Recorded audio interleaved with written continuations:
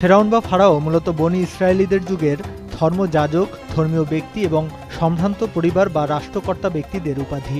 আর প্রাচীন মিশরীয় নগর সভ্যতা গড়ে উঠেছিল খ্রিস্টপূর্ব ৫০০০ অব্দে। সেই মিশরের এককালীন সম্রাটদের রাজকীয় উপাধি ছিল ফারাও বা ফেরাউন। ৫০০০ থেকে ৩২০০ খ্রিস্টপূর্বাব্দ পর্যন্ত সময়ে মিশরকে প্রাক রাজবংশীয় যুগ বলা হয়। এ সময়ে মিশর কতগুলো ছোট ছোট নগর রাষ্ট্রে বিভক্ত ছিল, সেগুলোকে বলা হতো নোম। ৩২০০ খ্রিস্টপূর্বাব্দে মেনেস নামের এক রাজা সমগ্র মিশরকে একত্রিত করে একটি নগর রাষ্ট্র গড়ে তোলেন। দক্ষিণ মিশরের মেমফিস হয় এর রাজধানী। এভাবে মিশরের রাজবংশের সূচনা হয়। নীলনদকে কেন্দ্র করে এর সভ্যতা গড়ে ওঠার কারণে গ্রিক ইতিহাসবিদ হেরোডোটাস মিশরকে নীলনদের দান বলে উল্লেখ করেন। সে সময় নীলনদের তীরে বসবাসকারী লোকদের নিজস্ব দেবদেবীর পূজা ও রক্ষণাবেক্ষণের